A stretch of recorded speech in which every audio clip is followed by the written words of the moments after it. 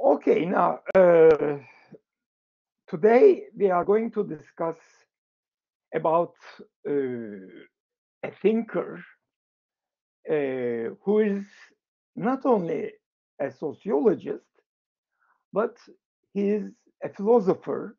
In addition, being a sociologist, he is a philosopher. He is a historian.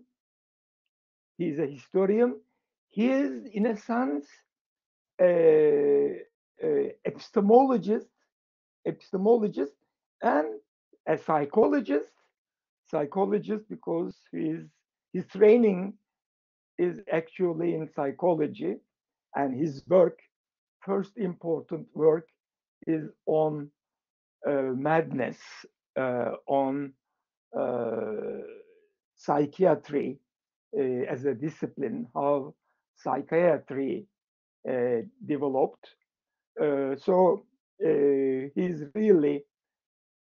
has really contributed to many fields.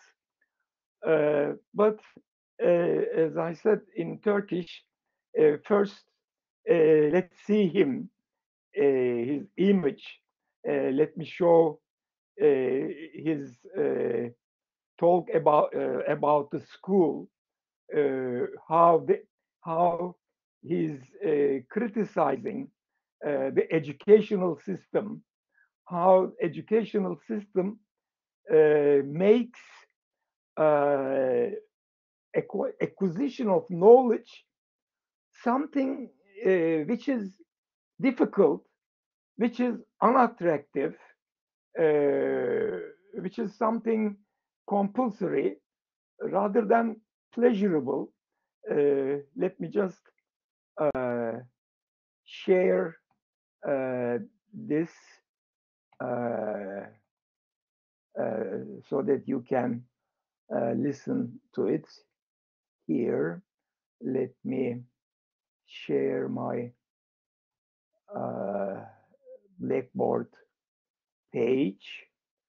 Here it is. And this is on school. Yes, let me open it. Vous êtes favorable à l'enseignement? Pardonnez cette voix un peu trouée, mais... Non, mais je l'entends très bien. Est-ce que je suis favorable à l'enseignement? L'enseignement, non. Vous êtes un enseignant. Je suis un enseignant. Un minimum d'enseignants.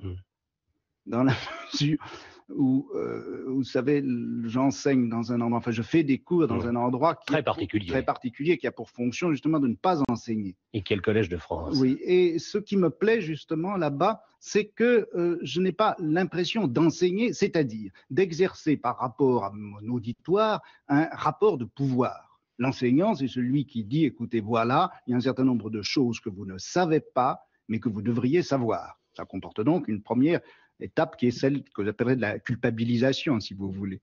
Bon, deuxièmement, ces choses que vous devez savoir, moi je les sais et je vais vous les apprendre, et c'est le stade de l'obligation. Et puis, quand je vous les aurai enseignés, il faudra que vous les sachiez, et je vérifierai si vous les savez.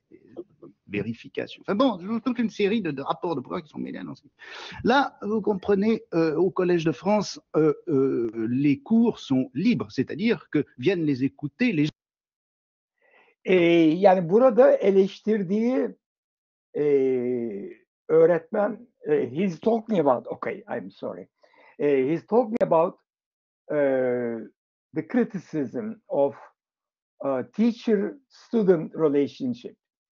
Now, he says that teacher, and this is an authority, the teacher or the culture, the educational system, installs a relationship that the teacher says to students, I am going to teach you something you don't know, but something you should know.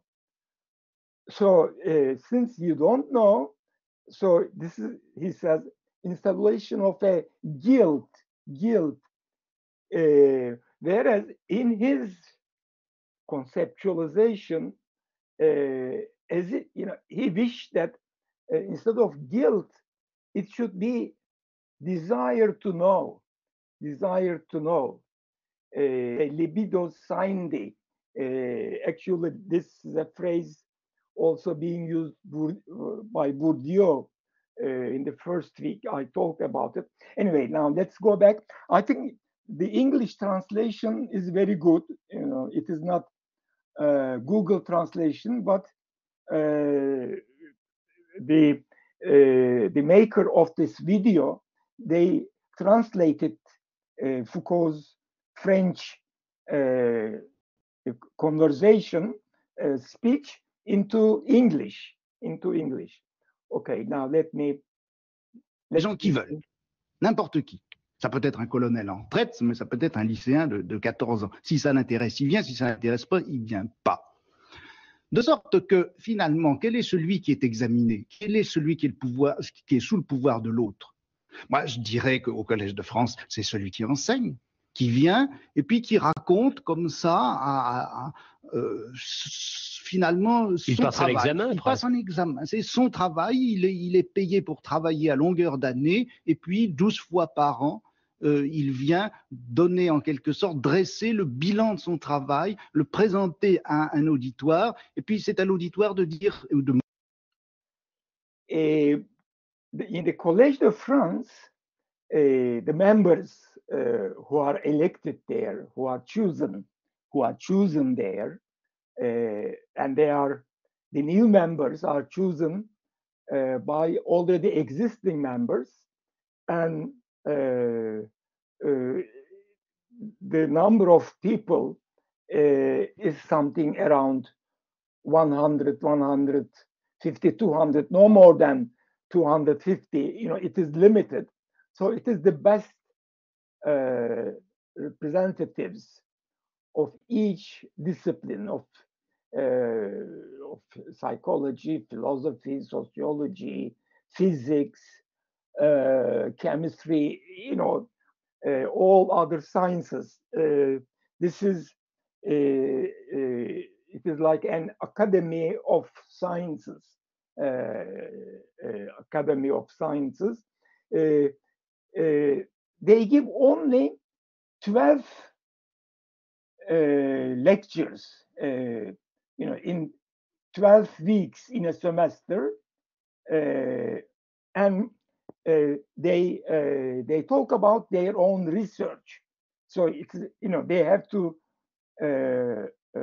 come to the conference room with a new research that they are carrying out. So when these courses are transformed into a book, they are, you know, for Foucault or for Bourdieu, for other members, you know, they are valuable contributions, actually.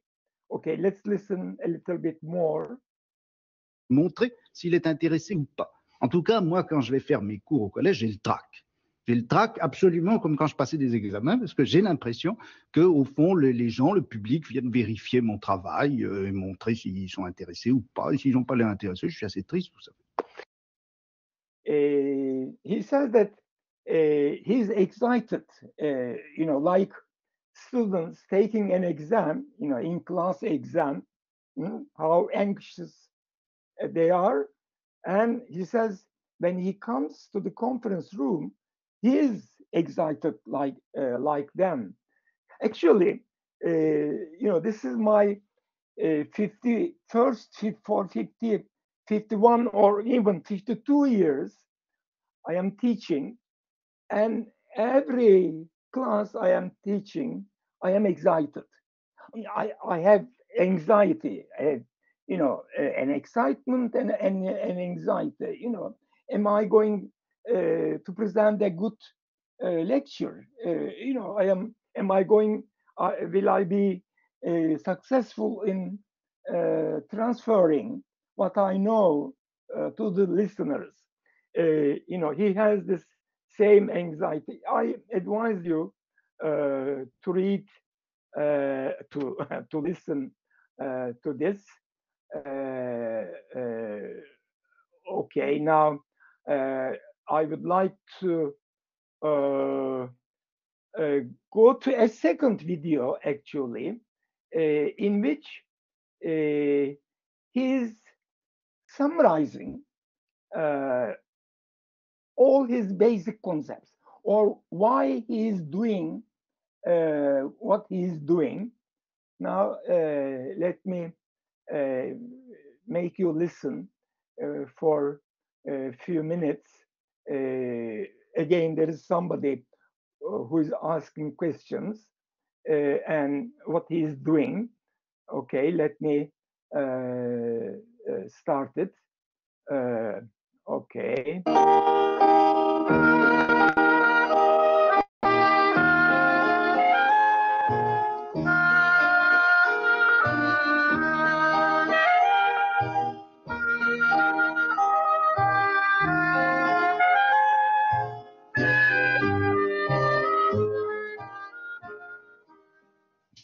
Pour vous présenter à nos auditeurs, je souhaiterais vous poser un certain nombre de questions. Bien sûr, vous êtes très connu, vous donnez cours au Collège de France, vous avez publié une série d'ouvrages depuis l'histoire de la folie, naissance de la clinique, les mots et les choses, l'ordre du discours, l'archéologie du savoir, surveiller et punir, et vous êtes en train d'écrire une histoire de la sexualité.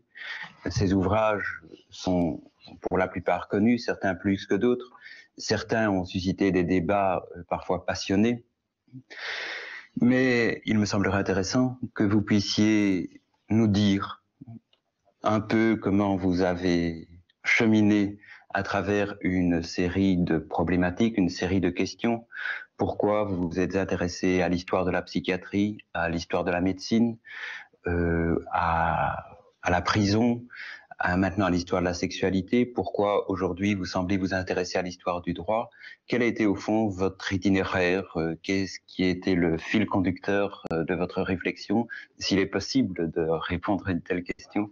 Oui, c'est une question difficile que vous me posez. Bon, parce que le fil conducteur, on ne peut guère le dégager qu'une fois qu'on a été conduit au terme dernier, c'est-à-dire au moment où on va cesser d'écrire. Et puis, vous savez, je ne me considère absolument pas ni comme un écrivain, ni... You know, actually, the questioner is asking him, you know, what he did throughout his life, because this is 1981, 3 years before he died, 3 years before. Now, he's born in 1926.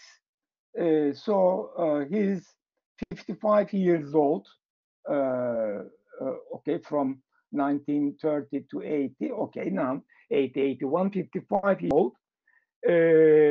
And he says, actually, at the end of this discussion, if, you know, I have been allowed more time, you know, I will focus on this and the following this, etc.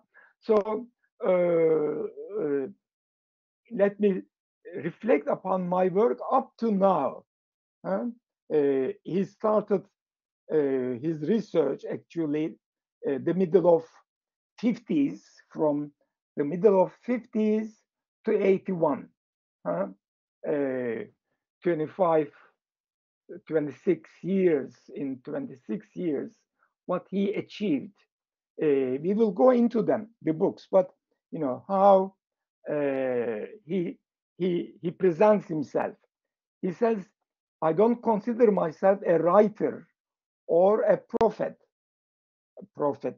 telling about the future or, you know, moral normative things, but I am questioning our present, who we are, why we are what we are, you know. Now let's listen to him. Comme un prophète, je travaille, c'est vrai, en grande partie, souvent au gré de circonstances, de sollicitations extérieures, de conjonctures diverses. Et je n'ai pas du tout l'intention de faire la loi. Et il me semble que s'il y a dans ce que je fais une certaine cohérence, elle est peut-être plus liée à une situation qui nous appartient à tous les uns et aux autres, dans laquelle nous sommes tous pris, plus qu'à une, si vous voulez, une intuition fondamentale ou à une pensée systématique.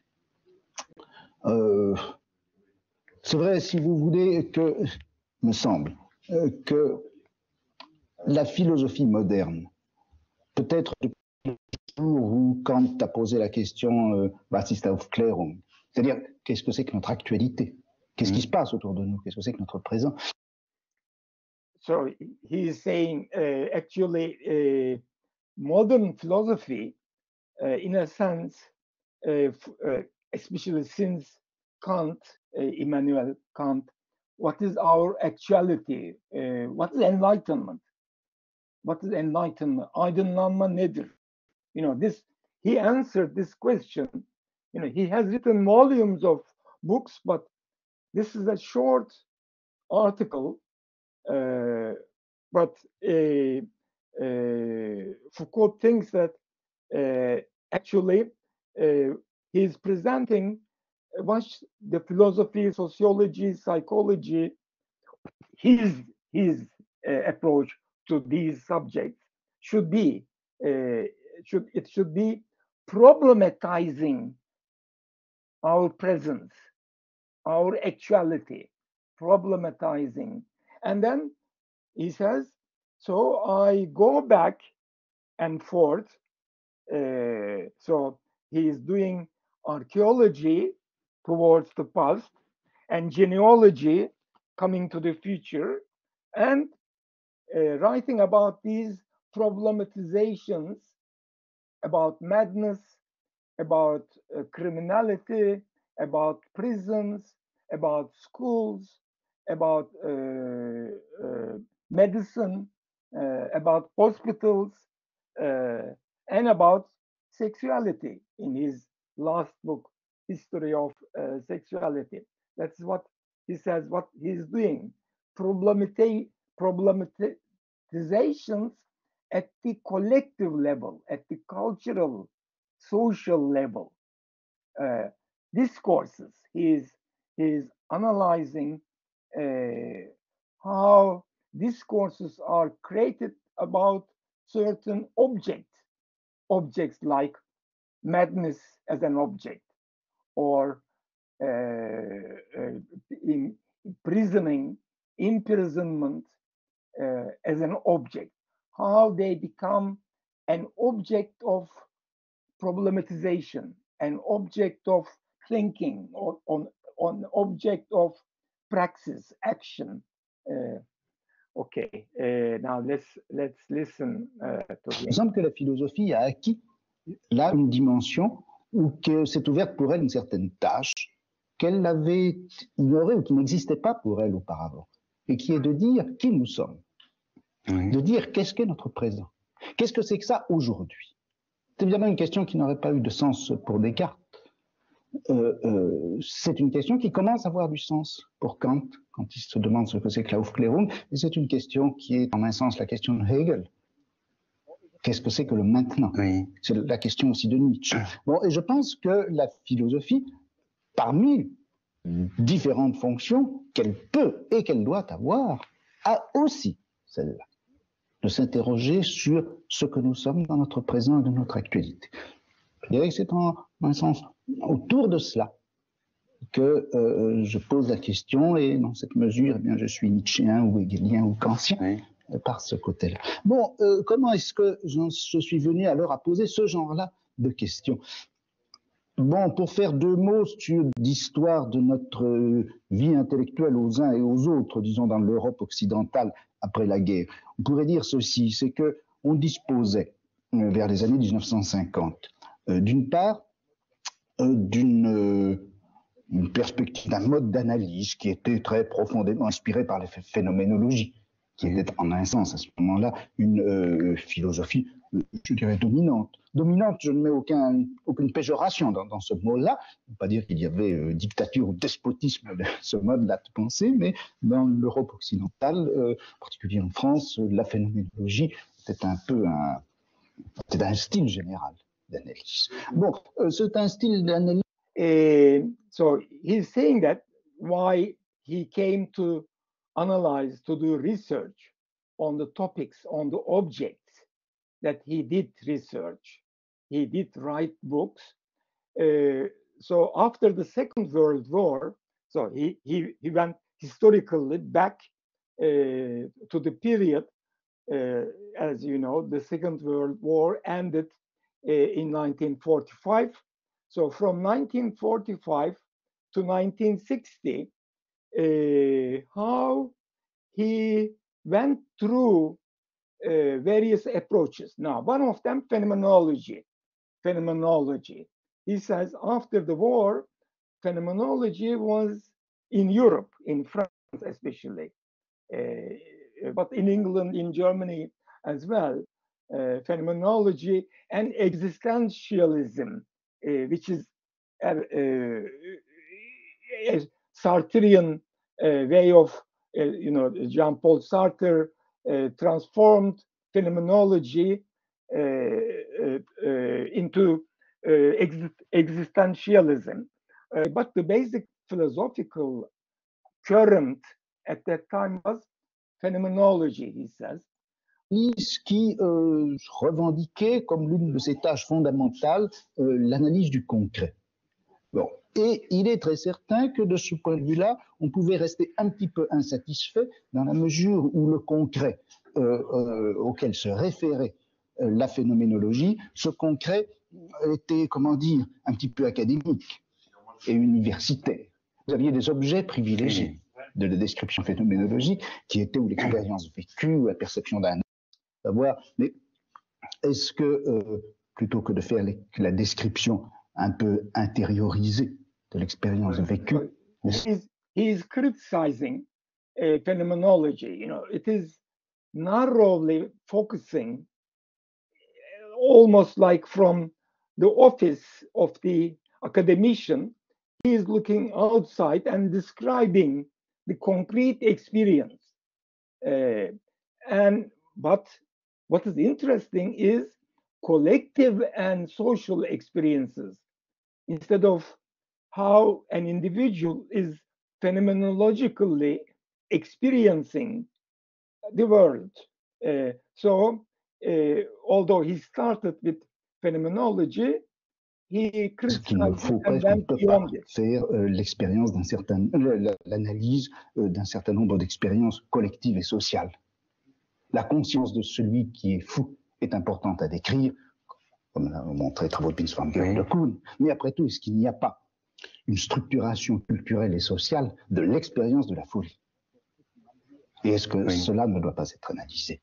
Bon, ce qui m'amenait à recouper un problème historique, qui était de savoir, est-ce que l'on peut, si l'on veut décrire l'articulation sociale, collective, d'une expérience comme celle de la folie, quel est le champ social, quel est l'ensemble des institutions et pratiques qu'il faut historiquement analyser, et pour lesquelles les analyses marxistes sont un petit peu comme des habits de confection, mal ajustés. Effectivement. So, to phenomenology, together with Althusser and others, they tried to use Marxist analysis, but that was also not enough. It was a bit somewhat poor fit. It was not fitting. It was not fitting the problem. It was not able. Phenomenology was not, but Marxist analyses also were not enough to analyze collective and social experiences during last 300 years, that he is interested. Et troisièmement, à travers ça, à travers l'analyse d'expériences historiques, collectives, sociales, liées à des contextes historiques précis, comment est-ce qu'on peut faire l'histoire d'un savoir, l'histoire de l'émergence d'une connaissance, et comment des objets nouveaux peuvent arriver dans le domaine de la connaissance, peuvent se présenter comme objets à connaître. Alors, si vous voulez concrètement, ça donne ceci. Est-ce qu'il y a ou non une expérience de la folie caractéristique d'une société ou d'un type de société comme les nôtres? Comment cette expérience de la folie a pu se constituer? Comment est-ce qu'elle a pu émerger? Et à travers cette expérience de la folie, comment est-ce que la folie a pu se constituer comme... So phenomenology, Marxist analysis, and thirdly, history of knowledge, history of science, philosophy of science, sociology of science, how objects of knowledge are constituted, through what institutions, for example, knowledge of madness, psychiatry, in medical faculties, how madness is constituted as an object of research, object of analysis, how madness is being transformed from something, in the village, in the neighborhood, to something first to be enclosed in the hospitals, in the institutions, and then first, it is feared, how it became an object of fear, and then how then it became an object of knowledge, object of knowledge. Objet de savoir pour une médecine qui se présentait comme médecine mentale. Ce qui donne en gros, à travers quelle transformation historique, quelle modification institutionnelle s'est constituée une expérience de la folie dans laquelle il y a à la fois le pôle subjectif de l'expérience de la folie et ce pôle objectif de la maladie mentale. Bon, voilà un petit peu sinon l'itinéraire. So he is trying to understand both subjectively and objectively what is madness. No, not what is madness. What is the question of what is madness is answered, how it is being researched by the doctors, by the medical researchers, by the psychiatrists, and by the psychologists, by the sociologists, how historically, how period by period it changed. Okay, now I hope you will view this. This is something like less than 40 minutes. It is a good summary of his work. I advise you to read it, but now I will go back to his first book. Now let me send this away and share with you one of this book, The History of Madness, which was his when he was 40 years old. He has written his PhD thesis, or it's actually the thesis to state, philosophy, the state doctorate. In France, there is something, there are a series of PhDs, and this is the last stage of it. And he has written for that this book on madness and civilization, or history of madness. Now here is the book. Okay, now actually here I am sharing with you 1972 edition, the second edition. The first edition is published in 1961. So in this present book, there's a preface to that 1961 edition, and then there's a preface to 1972 edition, and it is being translated into English. Now, the book consists of, now the first part is this great confinement, enclosing the mad people or criminals or those people that in quotation marks, normal people constructed themselves as normal by alienating them as the other, so they have to be confined. They have to be closed into buildings. So this is the first part. So the great confined, the correctional world. So how gradually they have to be corrected, normalized to come back to the normal society. Second chapter is how doctors and patients, that relationship came into existence. You see, now 5 chapters in the first part, another 4 chapters in the second part. In the third part, how this fear of madness, or fear of the mad people, like the fear of leprosy. So how the asylum is born, birth of asylum. So asylum is the place where, at a certain point in history of Western societies, mad people are brought into the asylum, and they started to be treated. So in this part 3, and really throughout this, this is 500 pages here. You can see by the end of the part 3, we are already 500 something, and then there are appendices and annexes.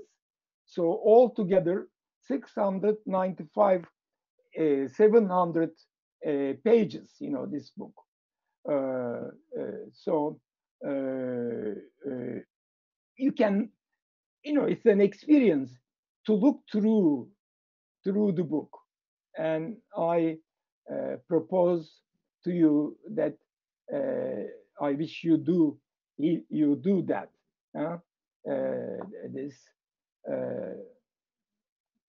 This book. Okay.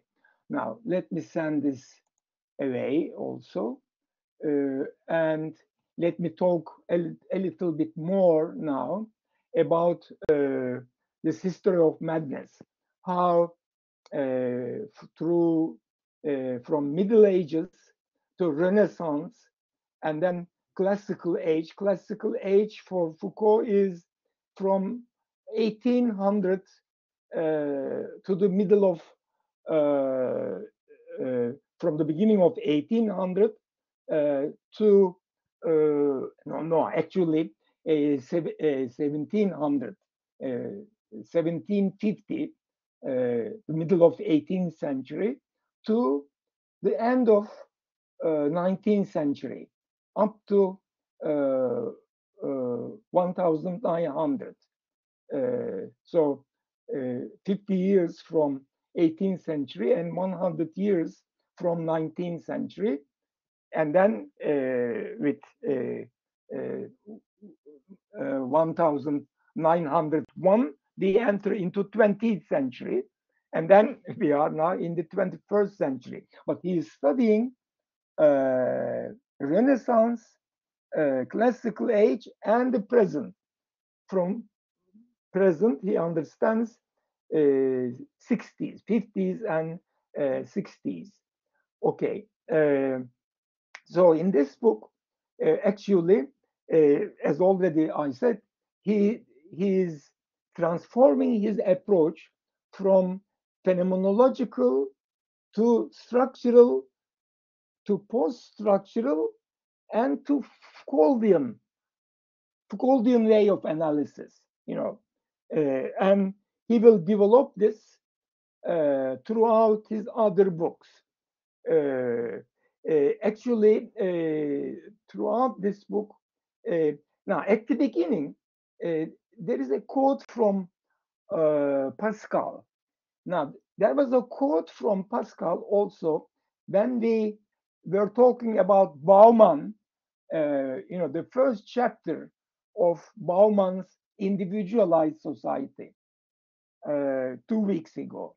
I hope you will remember that. Now, first, let me talk about Bauman's quotation from Pascal. Says that men are so necessarily mad. All men are mad, that not to be mad would amount to another form of madness. So in order not to be mad, another form of madness, which is considered normalness. Bauman says, from madness there is no escape, but another madness. And then he quotes from a psychoanalyst, Ernest Becker, and actually why people are mad, why people, human beings, are necessarily mad, because they know that their life is finite, because they are mortal, because they will die. They have the knowledge of the fact that they are mortal. Whereas for animals, they are also mortal, but they don't know about it. They don't have an anxiety about it. I mean, as much as people, human beings, have an anxiety about it. If you remember, Bauman contrasts animals with symbolic beings. Okay, now the same quotation that Foucault takes, the same thing. Men are so necessarily mad that not being mad would be being mad through another trick that madness played.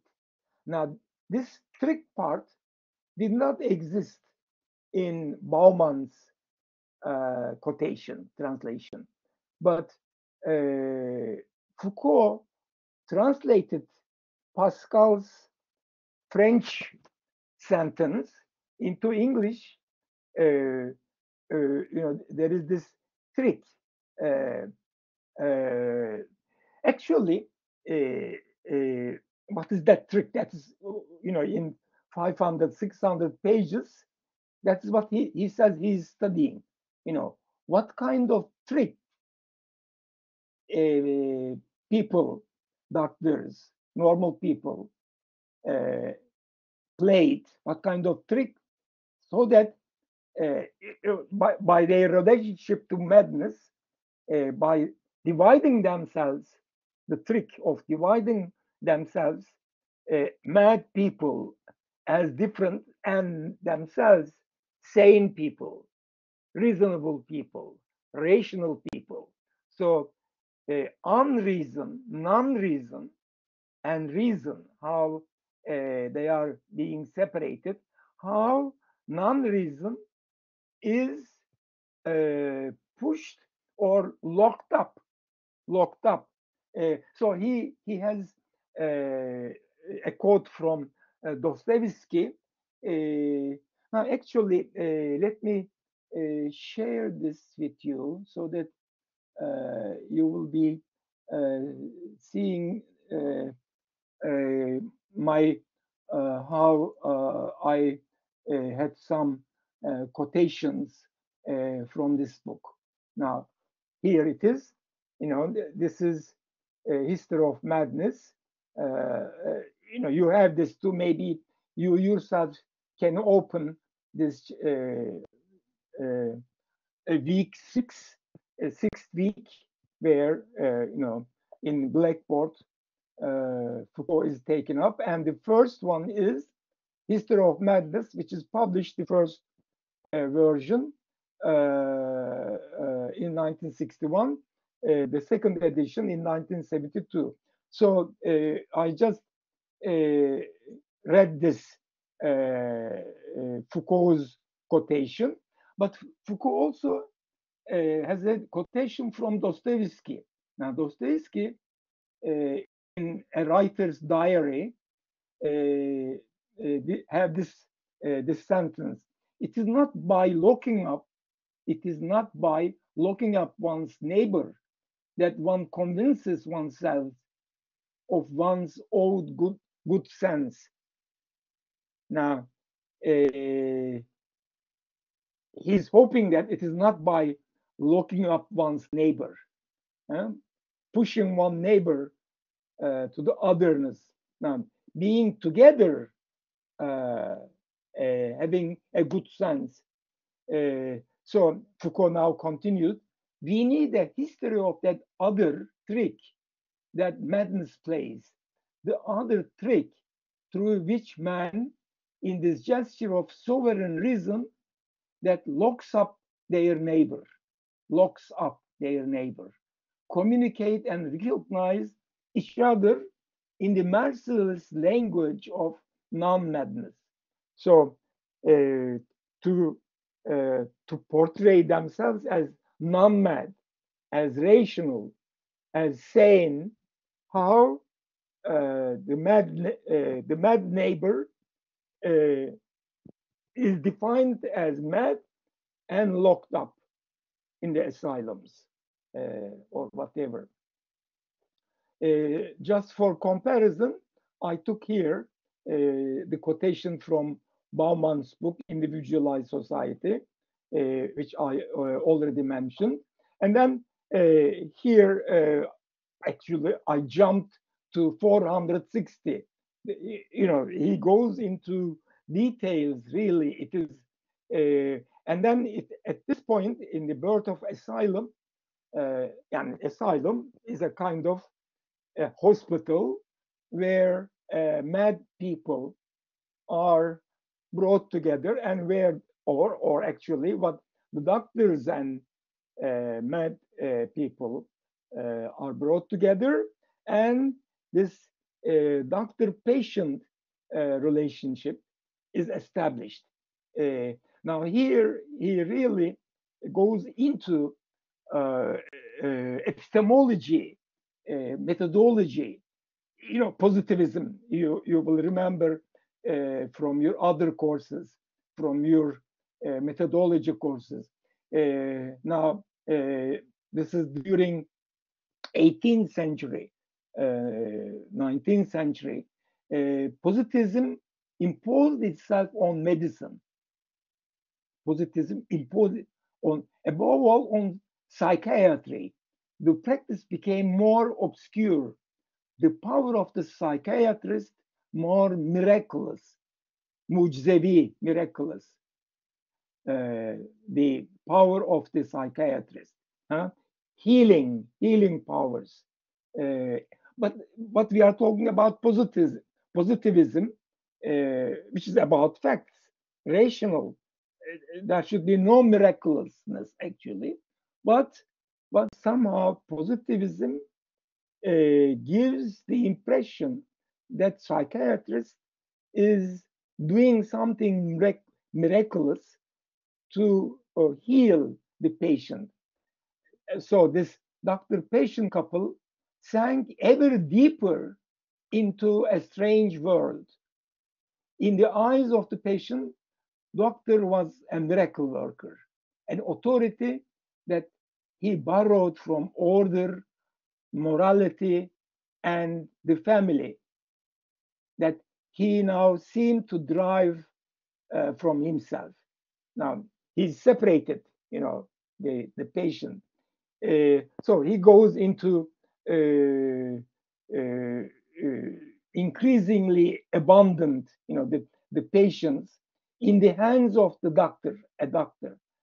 who was both divine and satanic in the eyes of the mad people. The doctor is divine on the one hand, he is a doctor, a medical person, but he is also a satanic, he's healing, he will heal her madness.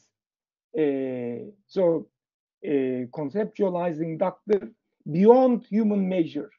The more they were alienated, the patients in the doctor, they were alienated in the doctor mad patient relationship, how they are separated from each other, accepting entirely in advance all his prestige, doctor's prestige, submitting immediately to a will that they felt to be magical and to a form of science which seemed endowed with prescience and divination. The more such patients became the ideal and perfect correlates of powers that were projected into the physician, pure objects with no resistance other than inertia.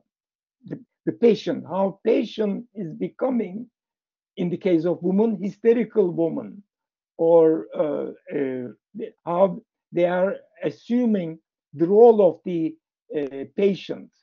Some of you are doing double diploma in psychology and in sociology. So for those of you in psychology, actually psychologists doesn't like psychoanalysis and Foucault perhaps, but some of the psychologists started to use him too. But we are using, for example, Foucault's psychology as in terms of history, in terms of sociology of science, sociology of knowledge, actually, and sociology of institutions like hospitals, asylums, later of prisons. But if doctors soon became miracle workers in the eyes of patients, to their own eyes, they could never be anything other than a positivist physician. Doctor sees himself only a positivist physician. But from the point of patient, no, it is not that dry. Cures without any solid basis, yet whose reality was undeniable, were quickly transformed into real cures of false illnesses. Madness was not what one thought, nor what it claimed to be. It was infinitely less than itself, a blend of persuasion and mystification. Actually, here he is talking that historically, culturally, socially, how the object of madness as an object to be treated, to be known and to be treated is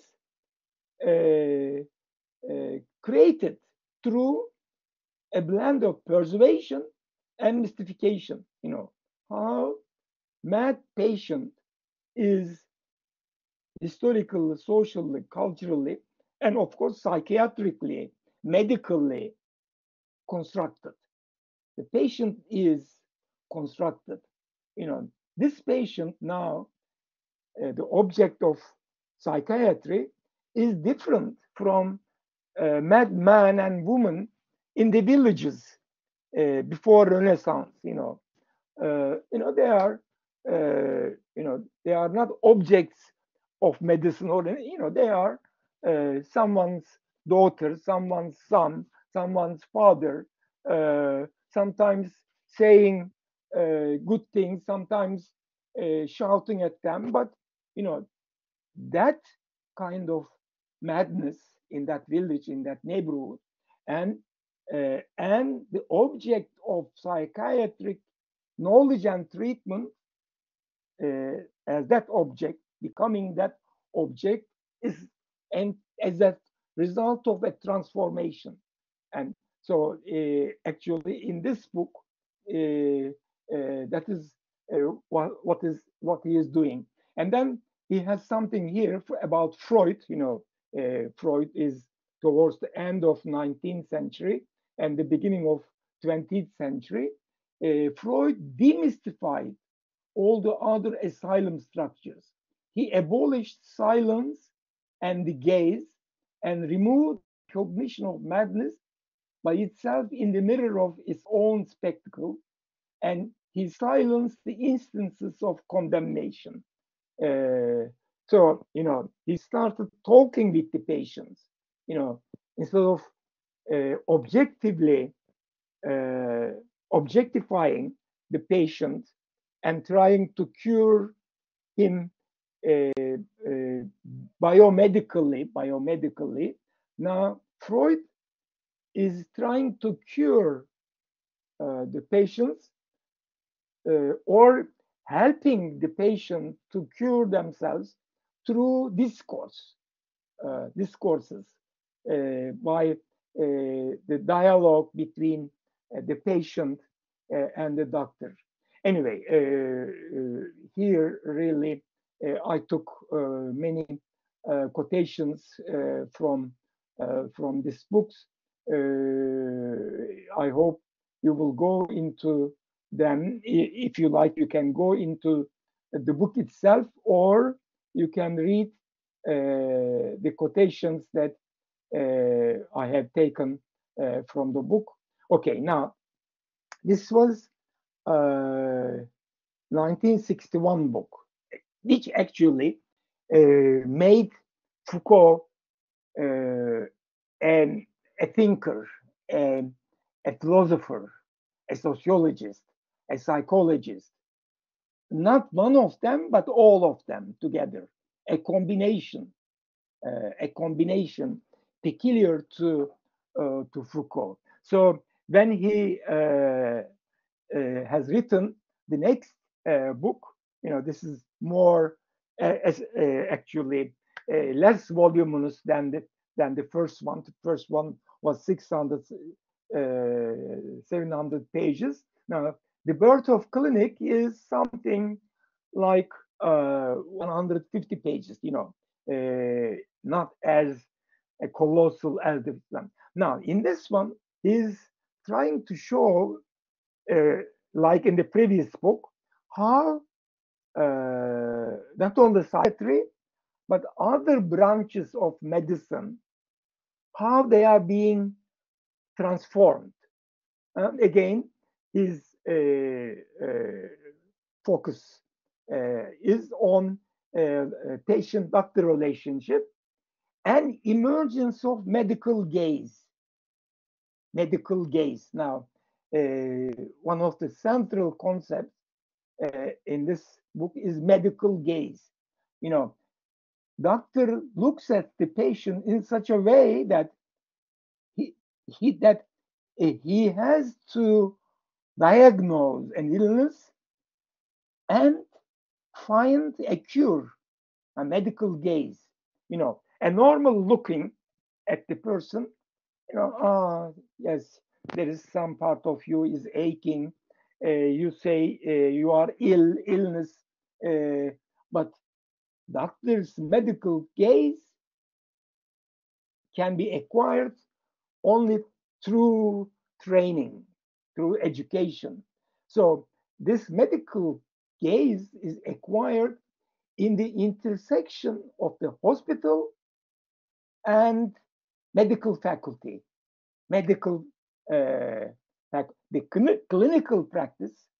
The clinical practice is the practice in the hospital of the university, of the university. The medical faculty is a faculty of that larger production of knowledge in other branches. But now he's focused, like in the first book, again, on the hospital and how medical perception shifted you know, every 50 years almost, every 50 years. And here in this book, he gives, now he's doing, you know, one of his methodological approaches, archaeology. Now, what is archaeology? You know, physical anthropology, archaeology is, you know, you go to a site, historical site, and you dig and have all these uh, stones or remnants of houses or of palaces or libraries or amphitheaters, you know, archaeology. But Foucault is not doing a physical archaeology. He is doing a, a, a discursive archaeology. He is digging for the problematizations, discursive, söylemsel, discourse, söylemsel sorunlaştırma, medical discursive problematizations, and how they shifted from one paradigm to another paradigm. For example, he said that a father of anatomical pathology, Giovanni Battista Morgagni, who lived between 1682 and 1771, so the end of 17th century up to more than the middle of 18th century. Now, the human anatomy Giovanni Battista Morgagni sees, and the human anatomy that father of histology Javier Bichat sees, and Javier Bichat, now the other died in 1771. He's born in 1771. So last quarter of 18th century and the beginning of 19th century, they see they do not see and perceive the same human body. They see and perceive different, entirely different human bodies. They don't, you know, how can they, it's a human body, for a non-medical eye, but historically now, Foucault is able to show that in the history of medicine, in this intersection of hospital and the medical faculty, it is both knowledge production and also treatment, how the two will be combined, anatomical pathology or histology, different branches of medicine, are geared to that, discourse, practice, and power, medical power of doctor, knowledge producer, cure producer. There is a power relationship here between the patient and the doctor. Through discourses, they create a different way of perceiving the development of medical gaze, and a practice, treatment, how a physical illness is being cured or a mental illness is being cured. Okay, so this is the second book, his second book that I will take up here. The third one is 3 years later, it's published, The Order of Things. Again, there is an archaeology, but it is not archaeology of medicine, archaeology of medical perception, but archaeology of human sciences. Human sciences. What are these human sciences? He's trying to understand how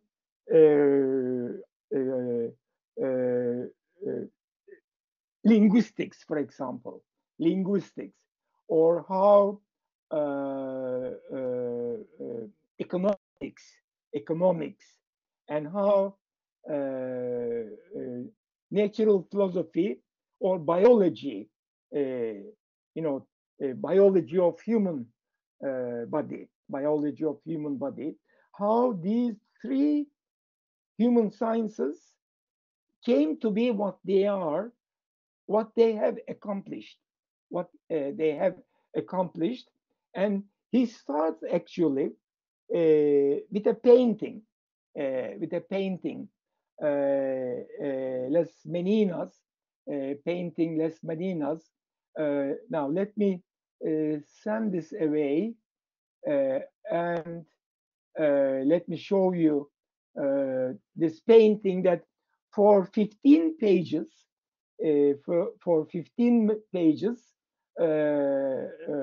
Foucault is analyzing a painting. Actually, there's another book where he analyzes a painting as well. I will come to that. Okay, now let me just share with you this painting. Where is it now?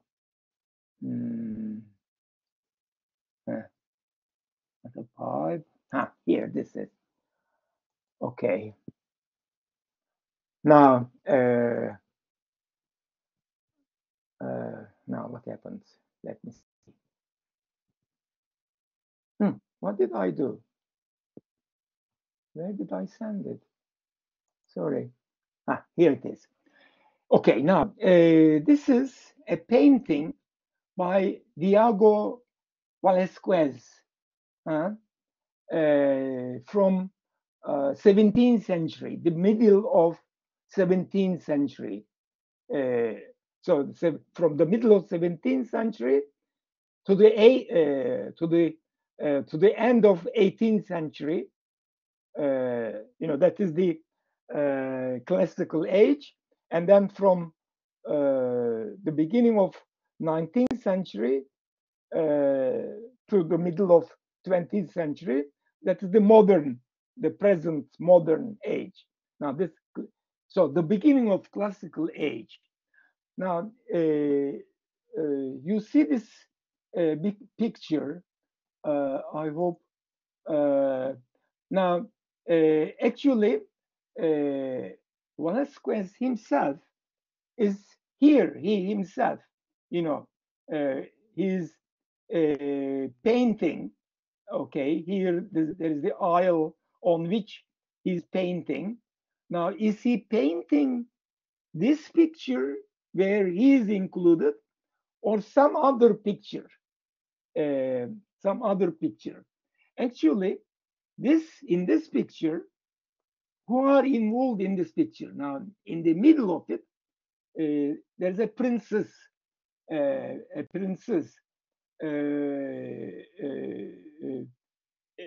And from Spanish court, from the Spanish court, and later she becomes the queen, actually. And then in both sides there are his meninas, caretakers.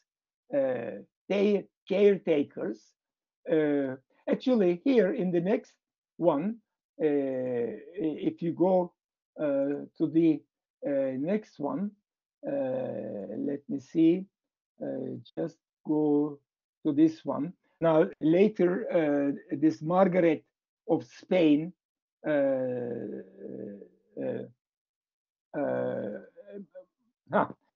This is Margarita. Now this is Infanta Margarita at the middle of that painting, where Velasquez himself is included. You have seen it. Now, in this, they give who are they. Now, who are they? Now you can read here at the bottom. So number one is Margarita Teresa of Spain, Infanta Margarita. Okay, who is the next one? Donna Isabel, his attendants, his attendants, 2 and 3, 2 attendants, 4 and 5 are dwarfs, a German dwarf, an Italian, to entertain the princess, and to entertain someone else who are not included in this painting, but in 10 and 11 there is a mirror at the back of this door, and in that mirror we see the father, the king, and the mother, the queen, of this princess, the king of Spain and the queen of Spain at that time, the middle of 17th century, 1656. Actually, Velasquez, according to Foucault, is painting this, this picture here, or of them. No, they are the model, the central place of this painting scene is, the model. Velasquez is looking at the model, or Velasquez is looking at us, where we are standing. We are not model, we are now watcher, we are viewer, we are privileged viewer looking at it. Actually, the model was there. Actually, the king and queen was there. Now, this king and queen and the painter of the king and queen and those who came to entertain them and themselves, actually, this whole, there's a representation, representation in the history of reason, history of human sciences, linguistics, or economics, or biology, philosophy, and later psychology, sociology, how biology, physics, and chemistry are mathematical, natural sciences, and then philosophy, like mathematics, providing them a second dimension, and then these human sciences a third dimension, and in that place how psychology, sociology, anthropology, social sciences are born. Anyway, I jumped up even at the back. This representation. This is the figure standing, Don Jose Neto Velasquez, a relative of the painter himself, but also a guard of the queen, Anyway, you can look at this, but the main, as I said, the 15 pages of the order of things is about this representation. And what does he do? What does he do in this book? He says that he is showing how actually before classical age, before during before Renaissance, in the Middle Ages, human beings did not exist as we conceive them of now. Now, what is our conception now? Human being is a subject, özne, özne, fail, human being. How human being as a subject emerged historically, how he is represented. He is represented in linguistics as a speaking subject, grammatical speaking, all the analysis of that speech, verbs and names and adjectives and all, all that, how in 300-400 years linguistics as a branch of human sciences is born, and how human being conceptualization, human beings as a speaking, rationally speaking, human being is being constructed. Now, in the other human science, in the economics, human beings as producers, economic in economic, and as exchangers, production, exchange, how human beings now are conceptualized again as producing subject. He is creator of these goods, these technologies, human beings. Human beings are constructed again as subjects, as fa'il, doing what is doing, constructing a factory, and there are workers and engineers, and they are producing human beings. Emergence as human beings as an economic subject, producing subject, consuming subject. And in biology, living life. Now, life is being conceptualized, how life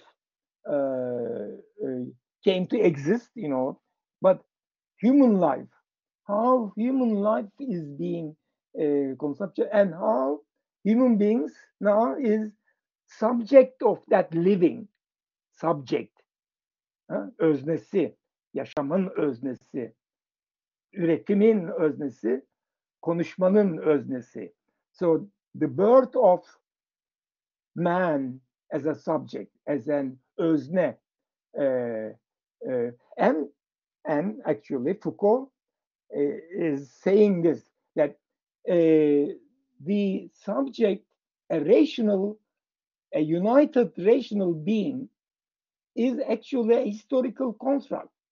So in the center of modernity, there is this rational man, which is created vis-a-vis against madness, as speaking subject, as producing subject, as knowing subject, but it didn't exist before. They were just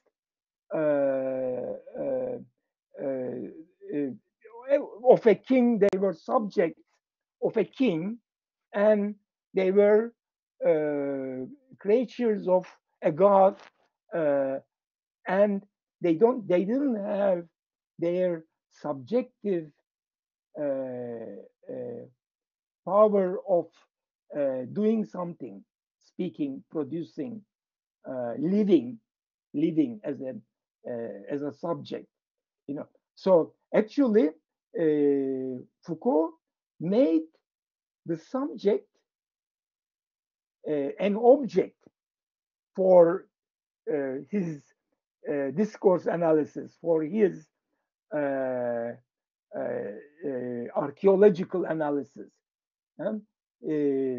Through centuries, how this speaking, producing, consuming, living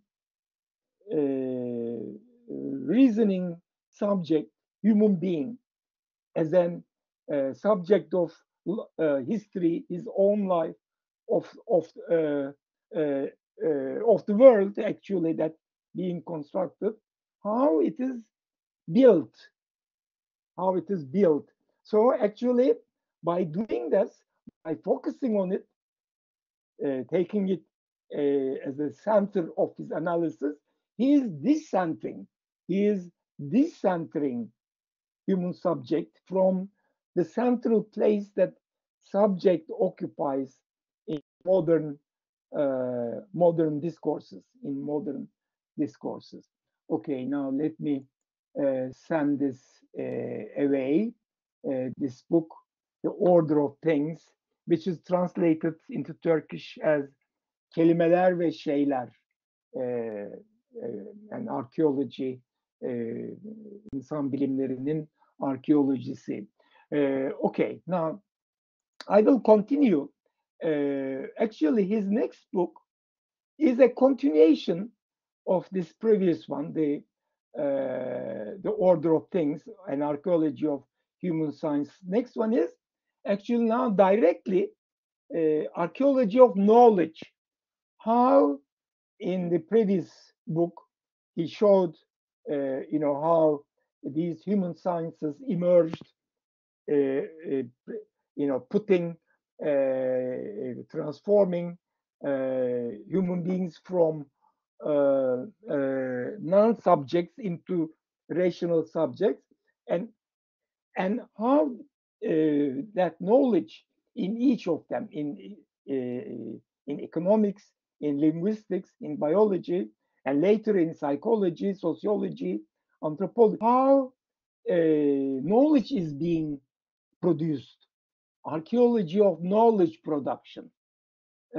So going back in the archives, doing archaeology in the archive instead of physical archaeology, archival archaeology, archival archaeology, archaeological description, finding discursive regularities. He goes here into details of how how discourses are constructed. In each sentence, how sentences are brought together into paragraphs, how paragraphs are brought together into a page, and the pages and pages into a book. How to analyze discourses, how to make an archaeology of knowledge from a description and object of a glass like this, for example, and discursive analysis of biology or economics or psychology or sociology, and discursive analysis of archaeological analysis of discourses of sociology from the end of 18th century throughout 19th century and during 20th century. Now, in the next one, actually, this in 1970, he is elected. He's elected, as he was, as I have shown to you, elected into Collège de France, and he gave this conference in that, the first, his actually first lecture in Collège de France, where all those are present who has chosen him to be a member of Collège de France. So in this order of discourse, he goes into detail how discourses are ordered, how what are the dynamics of discourse production. How actually, for example, discourses both constrain, put a boundary, and how also enable production of knowledge through discourses, constraining, prohibiting, and freeing. You know, this is accomplished discursively. You know, when the judge said you are found guilty, you know, it's a discourse. You know, there is a, and then now you are unfree. You are a prisoner, or now you served enough, or the evidence says that no, you are not the guilty person. You are free, or you know, discourse. Again, discourse constructs differences, dissent. It enables new lovely differences. So he asked how these discourses maintain their authority, how some voices get heard, some voices, their discourses are heard, being accepted, whilst others are silenced. For example, in this doctor-patient relationship, doctors' voices, doctors' discourses are legitimized, accepted, whereas patient's discourse is a discourse of the mad. So who will listen? Who will listen to someone, a mad person, saying something? Although the mad person might be saying the truth, while the doctor's knowledge might be false. But discourse, the power discourse relationship, this power knowledge relationship is in such a way that through the ordering of discourses, some discourses are privileged, accepted, some others are silenced, or some through these the power networks throughout the society both empowers certain people, certain collectivities, certain classes, and disempower certain other groups, collectivities, or classes. You know, this is a good reading. You know, if you have time, as I said, you know, he gave a speech there, acceptance speech, you know, being accepted to Collège de France. So it took 1 hour, 1.5 hours. So a text that is as short as one can talk about it in 1.5 hours. Okay, now the next book, published in 1975 in French and in 1977 in English, is Discipline and Punish, The Birth of Prison. So, so if we look at his trajectory, he starts with the madness, how patient doctor really, and then he focused on how you know, first psychiatry came into being, second how clinical practice in the hospital and in the university, intersection of hospital and university, and then he went again, sociology of knowledge, philosophy of knowledge, or archaeology of knowledge, of human sciences, and pure archaeology of knowledge, and the order of discourse. Now he is now having as an object of his analysis imprisonment, disciplining, punishing the criminal.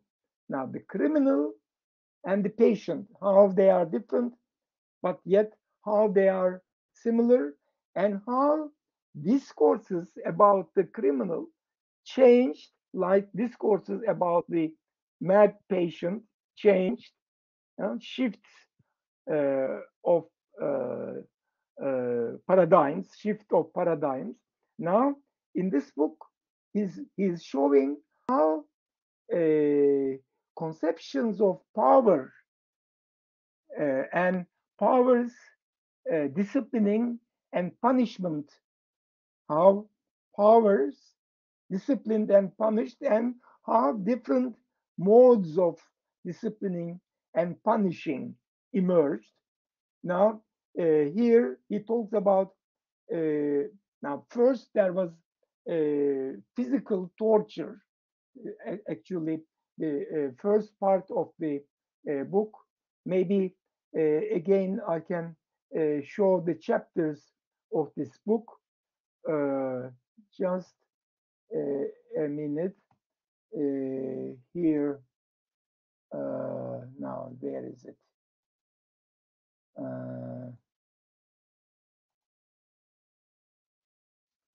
Okay, now I am going to take this one here.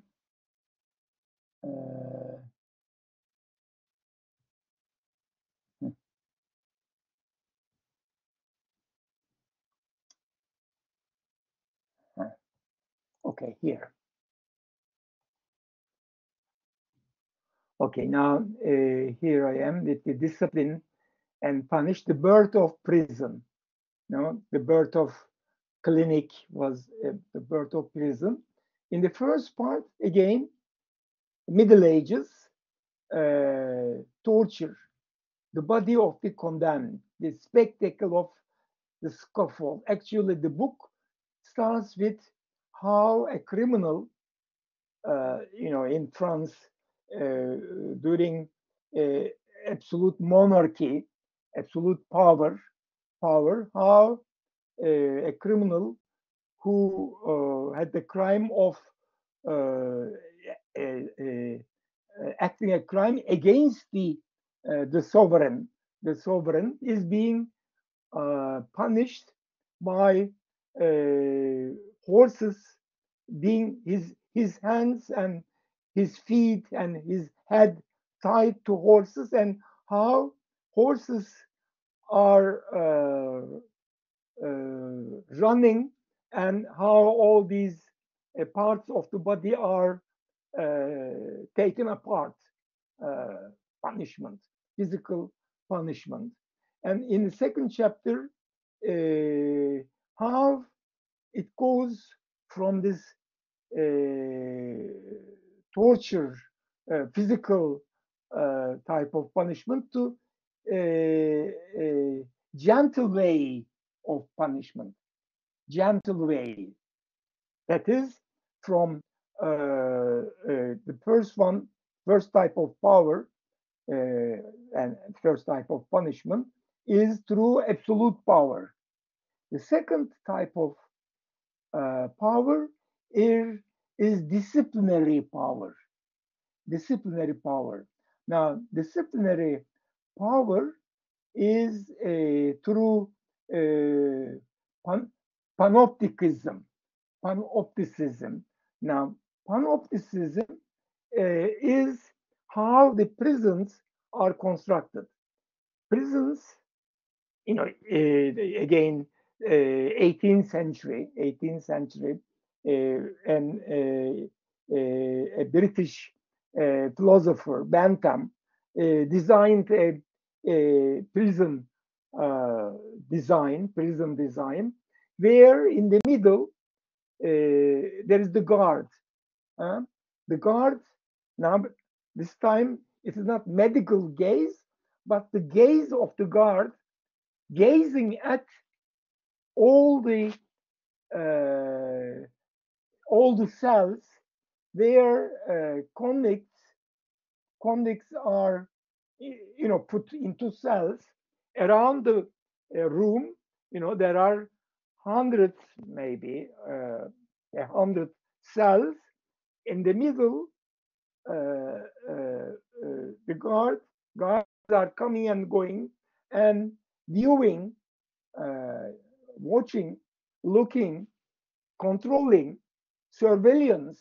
Now he calls this surveillance through looking, through gaze. Actually, there is a physical control as well. Now, later, this physical control, like in prison, is not as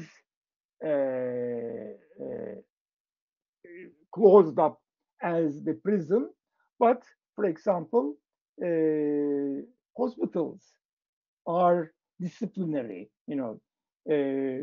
People go there by their own will to be treated.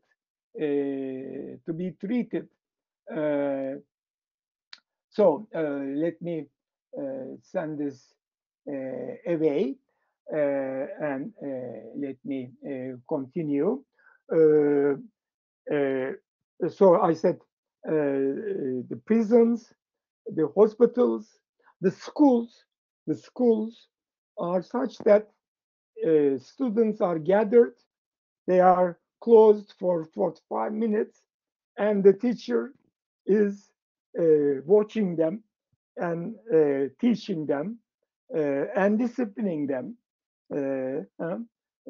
This again, power and this time teacher student relationship.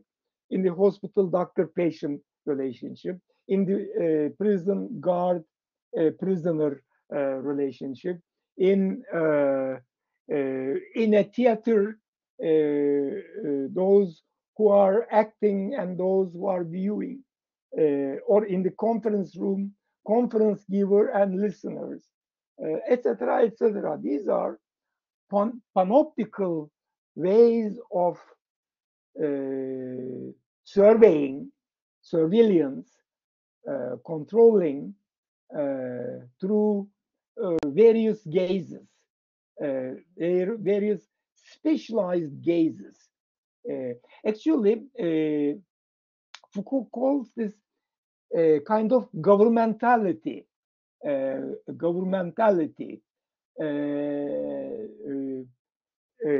In such a way that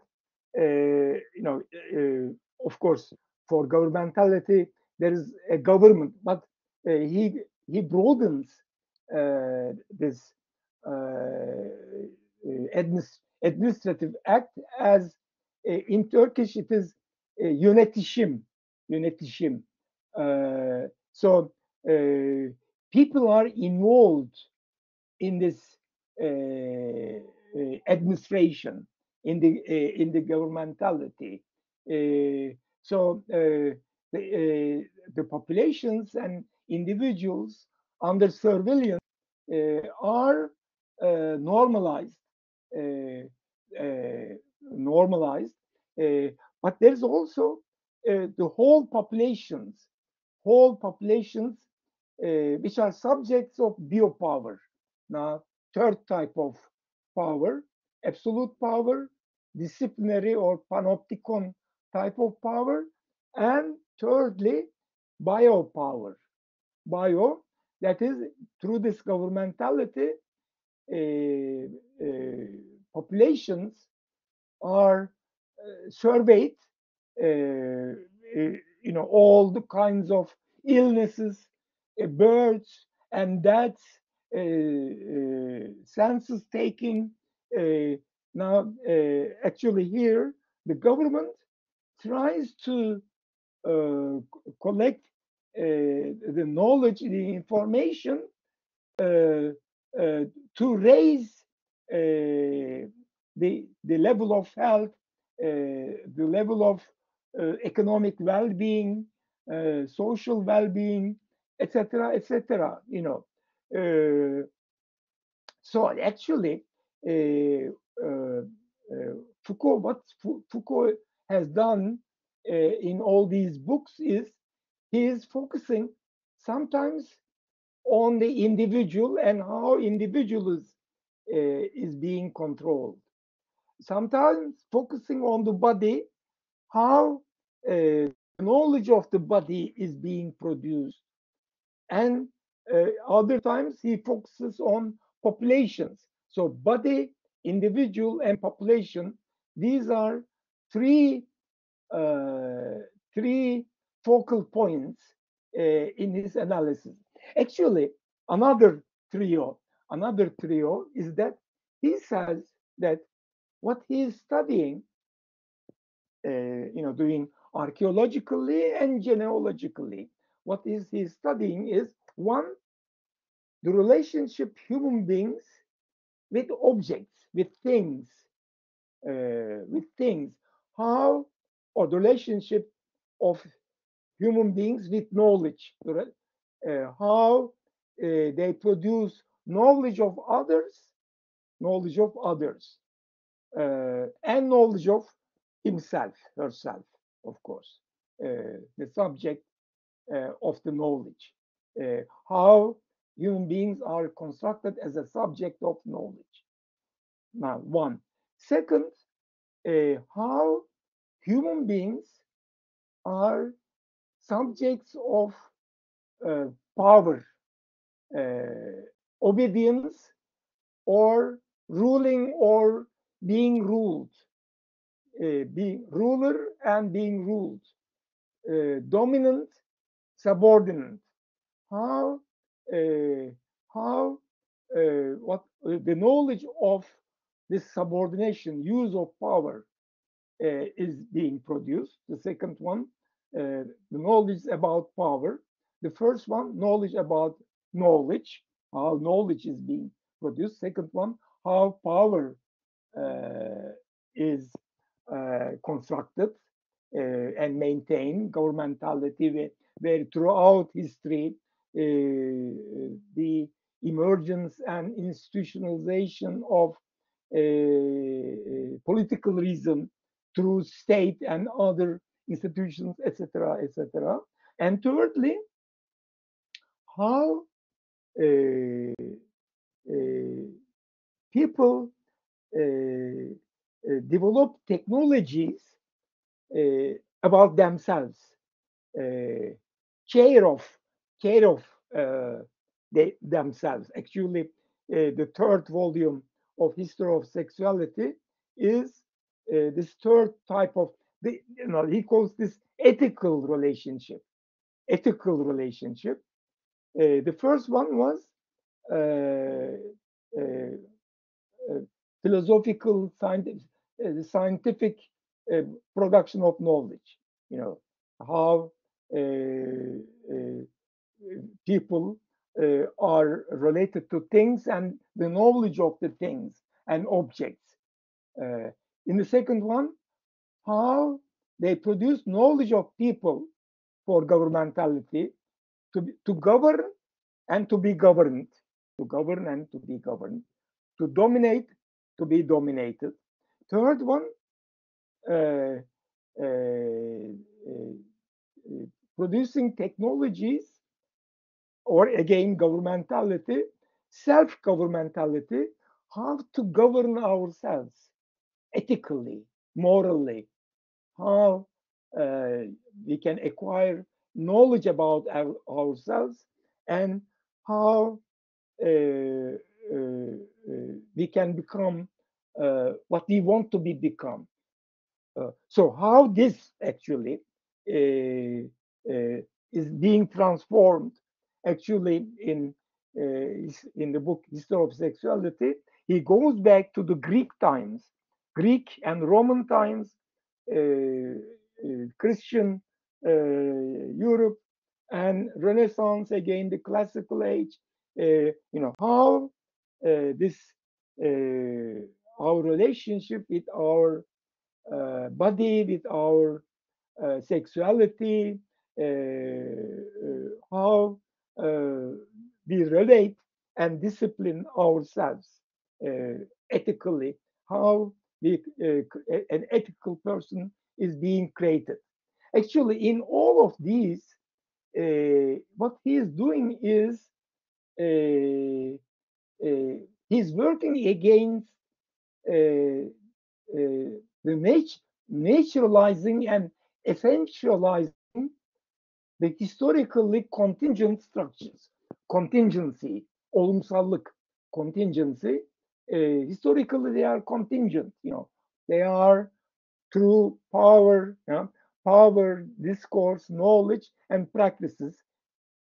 The relationship of these four, these discursive orders or non-discursive orders are being built historically. So he's doing an archaeology and genealogy of them. But positivism and generally people take them not contingently, but in a deterministic way. During the middle of 18th century, 19th century, positivist determinism was such that the doctor-patient relationship was determined. It was conceptualized in a deterministic way, whereas Foucault says it is contingent. Actually, that relationship is contingent, but made deterministic, historically made deterministic through discursive and extra-discursive, non-discursive ways, through discursive and non-discursive ways. Okay, now let me come to another book, which is actually maybe you have encountered it already. It is one of the again like Las Meninas, the painting of Velázquez. This is a painting from a contemporary,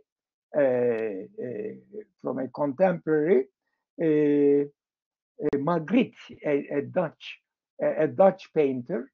The title of the book is "This is not a pipe." This is not a pipe. Now, let me show you the book and that painting. Let me share with you this book. And in this book, at certain part, there are plates. In the previous part, there are chapters, and then plates. But these two paintings, two plates. One is this. Okay, there is this painting of a pipe. Actually, a representation of a pipe, like Velázquez was painting the king and the queen, or himself and the princess. But now in 20th century, first half of 20th century, actually this painting is 1926. Now Magritte puts a handwritten sentence, and it says, "Ceci n'est pas un pipe, un pipe." This is not a pipe. This is not a pipe. Now, people say, "What do you mean? Why are you writing this? This is not a pipe. It's a pipe."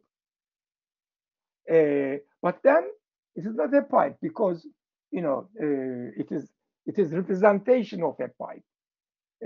because you cannot put tobacco in it and you cannot smoke it. It is a representation, so it's not a pipe, but it's a pipe.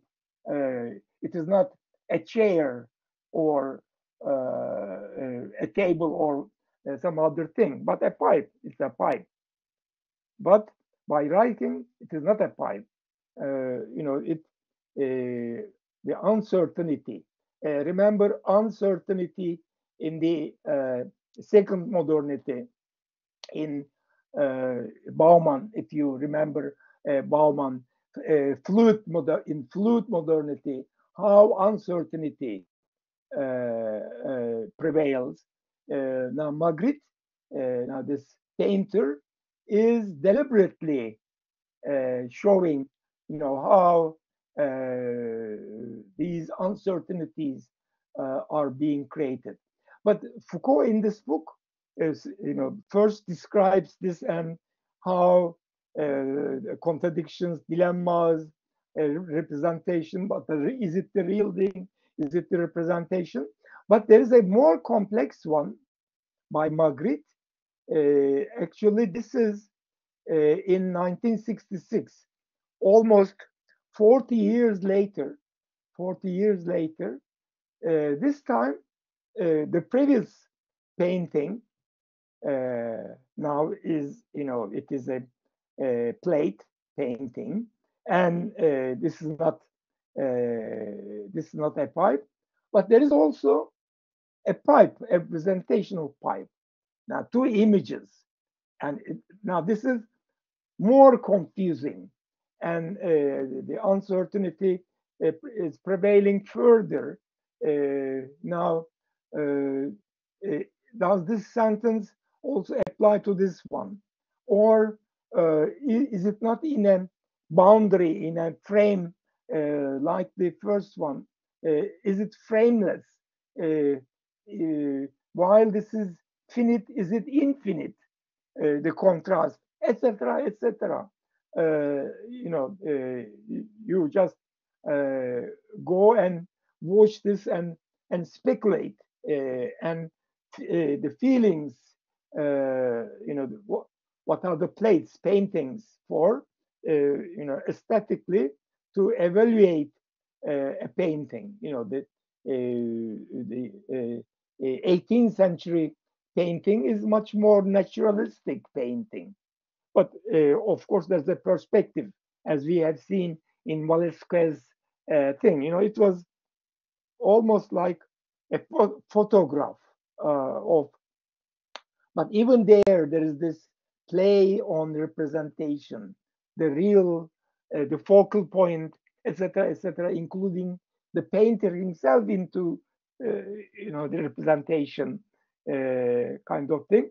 Now, in this book, it's a short book. You can just take and read this, and maybe you have already done that. Okay, let me send this away, and let me very briefly go into the last book that I would like to talk with you. Actually, this book, Subject and Power, is published after that of Foucault. His conferences, interviews, like the one, like the two I have shown you at the beginning of this class. For example, the first one is a Latin omnes and singulatum, totality and singular, the total and the singular, the plural and the singular, no, singulatum. So he, in this discussion conference, he gave a criticism of political reason, how to conceptualize power. Now, in this One, for example, he goes into how power is not a substance, but it's a relationship between individuals or between collectivities. It's a relationship. It's not a substance. Remember, Bourdieu also talks about relational, how sociology should deal with relations. Now, Foucault, agreement, same approach to power as relations between individuals. These relationships are specific relationships, economic relationships, administrative relationships, domination, subordination, all kinds of relationship, and how the political reason, development of political reason is such that simultaneously, this political reason individualizes and totalizes, or separates or integrates, both separating and integrating, or individualizing and totalizing, both. So we cannot study political powers as only totalizing, hierarchically dominating, and constructing totalitarian structures.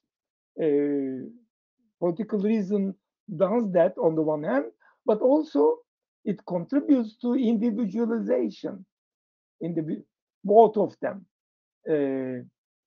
So it says when we are trying to create the knowledge of the actual, or the knowledge of what is present, our presence, especially, there is a chapter here, what is enlightenment, how, that discussion, actually he has two chapters here on enlightenment, and on the one hand, he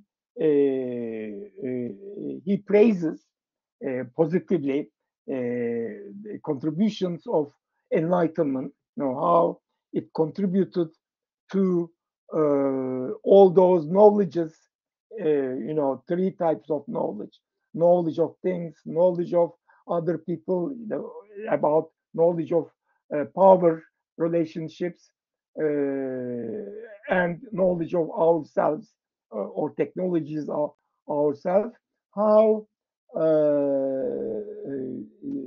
these emerged because of enlightenment, that was 16th, 17th centuries. But we shouldn't view the enlightenment dogmatically. We should we should be able to critically appreciate it. So he goes into details. I advise you Turkish version or English version to understand, especially his last 5 years in this book, Subject and Power.